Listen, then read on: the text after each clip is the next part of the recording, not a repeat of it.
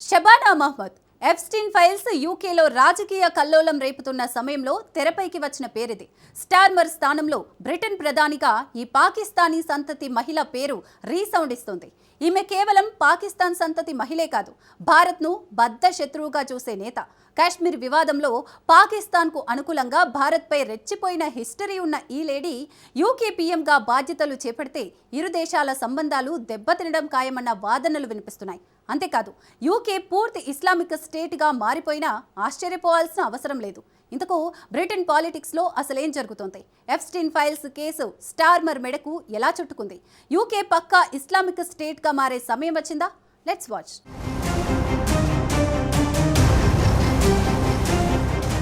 Britain politics లో ప్రకంపనలు రేపిన Epstein files.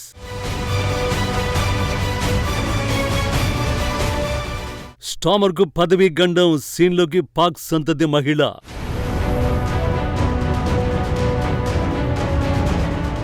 Britain పక్కా Islamic రాజ్యంగా మారే టైం వచ్చిందా?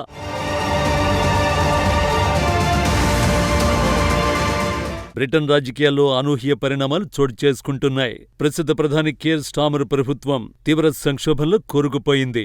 అమెరికాలో సంచలనం సృష్టించిన జెఫ్రీ ఎప్స్టీన్ కేసులో తాజాగా వెలుగులోకి వచ్చిన పత్రాలు బ్రిటన్ ప్రభుత్వాన్ని కుదిపేస్తున్నాయి. జెఫ్రీ ఎప్స్టీన్ తో సంబంధాలున్న పార్టీ సీనియర్ నేత మ్యాండెల్సన్ ను యుఎస్ లో రాయబారిగా నియమించిన ప్రధాని కేర్ స్టార్మర్ పదవీ గండాన్ని ఎదుర్కొంటున్నారు. దీనికి బాధ్యత వహిస్తూ కేర్ స్టార్మర్ ముఖ్య సలహాదారు మోర్గాన్ మెక్స్వీనీ రాజీనామా చేసినప్పటికీ ప్రధానిపై ఒత్తిడి తగ్గలేదు. ప్రధాని స్టార్మర్ తన పదవికి రాజీనామా చేయాలనే డిమాండ్లు గట్టిగా వినిపిస్తున్నాయి.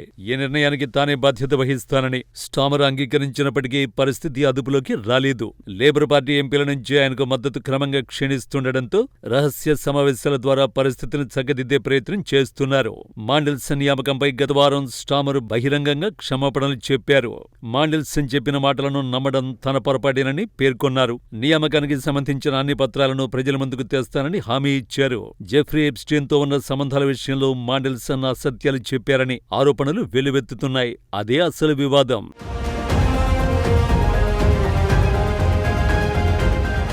సుమారు 15 సంవత్సరాల క్రితం సున్నితమైన ప్రభుత్వ సమాచారాన్ని ఎప్స్టీన్కు అందించారనే ఆరోపణలపై మ్యాండెల్సన్ పై పోలీసులు దర్యాప్తు జరుపుతున్నారు. ఈ ఆరోపణలు నిరూపితమైతే ఆయనకు జీవిత ఖైదు శిక్ష పడే అవకాశం ఉంది. అయితే ఇప్పటి వరకు ఆయనపై లైంగిక దాడుల ఆరోపణలు నమోదు కాలేదు. అందుకే అరెస్టు గానీ అభియోగాలు గానీ నమోదు చేయలేదు. ఇక రాజీనామా చేసిన స్వీనీ విషయానికొస్తే స్టార్మర్ 2020లో లేబర్ పార్టీ నాయకత్వ బాధ్యతలు చేపట్టిన నాటి నుంచి మోర్గాన్ మెక్స్వీనీ ఆయనకు అత్యంత సన్నిహిత సహచరుడిగా కొనసాగారు. 2024 నుంచి జూలైలో జరిగిన సార్వత్రిక ఎన్నికల్లో లేబర్ పార్టీ విజయంలో స్వీనీ కీలక పాత్ర పోషించారు. అనంతరం తీసుకున్న పలు తప్పుడు నిర్ణయాల కారణంగా పార్టీ ప్రతిష్టకు మచ్చపడిందన్న విమర్శలు వచ్చాయి. మెక్స్వీనీ రాజీనామాతో స్టార్మర్ కు కొంత సమయం దొరకచ్చని లేబర్ పార్టీ నేతలలో కొందరు అభిప్రాయపడుతున్నారు. ఈ సమయంలో పార్టీ నేతల్లో విశ్వాసాన్ని తిరిగి పొందే అవకాశం ఉందని భావిస్తున్నారు. స్వీనీ విభజన రాజకీయాలకు పాల్పడ్డారని, ఆయన వైదొలగడం ద్వారా పార్టీని మళ్లీ సరైన దారిలో నడిపించే అవకాశం వచ్చిందని సీనియర్ చట్టసభ సభ్యురాలు ఎమిలీ థార్న్బెర్రీ వ్యాఖ్యానించారు. స్టార్మర్ సామర్థ్యం ఉన్న నేత అని, స్పష్టతతో కూడిన నాయకత్వ లక్షణాలు ఉన్నాయని ఆమె అన్నారు. అయితే మరో వర్గ నేతలు మాత్రం మెక్స్వీనీ రాజీనామాతో స్టార్మర్ మరింత బలహీనపడతారని అభిప్రాయపడుతున్నారు.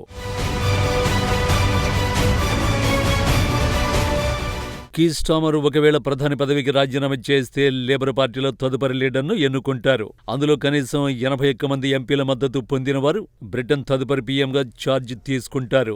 ఆ లిస్టులో టాప్ లో వినిపిస్తున్న పేరే షబానా మహమూద్. ఆమెను ప్రధానిగా ఎన్నుకుంటే బ్రిటన్ మొట్టమొదటి ముస్లిం ప్రధానిగా చరిత్ర సృష్టించే అవకాశం ఉంటుంది. అయితే ప్రధాని పదవి కోసం షబానాతో పాటు మరికొంతమంది ప్రముఖులు పోటీలో ఉన్నారు. మాజీ డిప్యూటీ పీఎం, పార్టీలో బలమైన క్యాడర్ గల నేత Angela Rayner, health secretary Wes Streeting, Labour party మాజీ నేత, ఎనర్జీ సెక్రటరీ ఎడ్ మిలిబాండ్ నుంచి షబానాకు గట్టి పోటీ ఉంది. కానీ మెజారిటీ నేతలు మాత్రం షబానాకే పదవి దక్కే అవకాశం ఉందని అభిప్రాయపడుతున్నారు.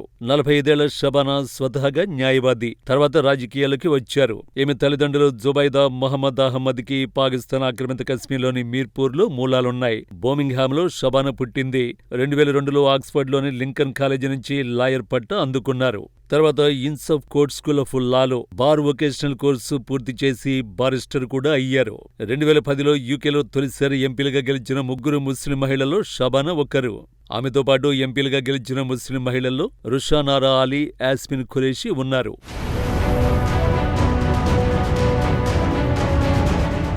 లేబర్ పార్టీలోని రైట్ వింగ్ వాదిగా స్పష్టమైన ప్రసంగాలతో ఆకట్టుకునే నాయకురాలిగా అన్ని వర్గాలను సమన్వయం చేయగల డార్క్ హార్స్ గా షబానాకు పేరుంది.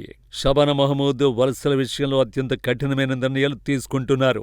వలస వచ్చిన వారు బ్రిటన్లో శాశ్వత నివాసం పొందేందుకున్న కాలాన్ని 5 ఏళ్ల నుంచి 10 ఏళ్లకు పెంచడంలో ఆమె పాత్ర ఉంది. షబానా కఠిన వైఖరి వల్ల మితవాద ఓటర్లను ఆకట్టుకోవచ్చని, అదే సమయంలో పాలస్తీనా మద్దతుదారులతో పార్టీకి ఉన్న దూరాన్ని తగ్గించొచ్చని లేబర్ పార్టీ భావిస్తోంది. కీర్ స్టామర్ కేబినెట్ లో షబానా ప్రస్తుతం హోంశాఖ చూసుకుంటున్నారు.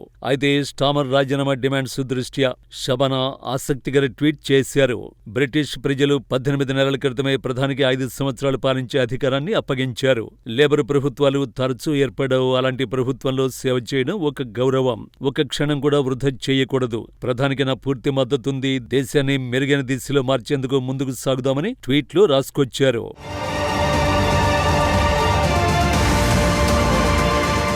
ప్రస్తుతం భారత్ యూకే సంబంధాలు చాలా బలంగా ఉన్నాయి. గత ఏడాది జరిగిన ఫ్రీ ట్రేడ్ అగ్రిమెంట్ ఇరు దేశాల దోస్తీని నెక్స్ట్ లెవెల్ కు చేర్చింది. కానీ షబానా మహమూద్ బ్రిటన్ ప్రధాని అయితే పరిస్థితులు మారిపోవచ్చు. ఎందుకంటే ఆమె ముందు నుంచి భారత వ్యతిరేక విధానాలని అవలంబిస్తుంది. ముఖ్యంగా కశ్మీర్ వివాదంలో పదే తలదూర్చే ప్రయత్నం చేసింది. 2019లో భారత ప్రభుత్వం ఆర్టికల్ 370ని రద్దు చేసినప్పుడు ఆమె తీవ్రంగా వ్యతిరేకించారు. లండన్లోని భారత హైకమిషన్ ముందు జరిగిన నిరసన ప్రదర్శనల్లో కూడా ఆమె పాల్గొన్నారు. ఆమె కశ్మీర్ను ఇండియా ఆక్యుపైడ్ కశ్మీర్ అని సంబోధించడం గతంలో పెద్ద వివాదానికి దారితీసింది. ఇది భారత సార్వభౌమాధికారాన్ని ప్రశ్నించేలా ఉందని భారత విదేశీ వ్యవహారాల శాఖ అప్పట్లో తీవ్రంగా రియాక్ట్ అయింది. కశ్మీర్ విషయంలో అంతర్జాతీయ సమాజం జోక్యం చేసుకోవాలని ఆమె పలుమార్లు బ్రిటన్ పార్లమెంటులో డిమాండ్ చేసింది. అంతేకాదు 2015లో ప్రధాని మోడీ బ్రిటన్ పర్యటనకు వెళ్లినప్పుడు కశ్మీర్లో మానవ హక్కుల ఉల్లంఘన జరుగుతోందని ఆరోపిస్తూ ఆయనకు వ్యతిరేకంగా సుమారు 30 మంది ఎంపీలతో కలిసి ఆమె ఒక లేఖ రాసింది. అయితే ప్రస్తుతం ఆమె ప్రభుత్వంలో కీలకమైన హోం సెక్రటరీ పదవిలో ఉండడంతో ఆమె తన గొంతును కొంత తగ్గించింది.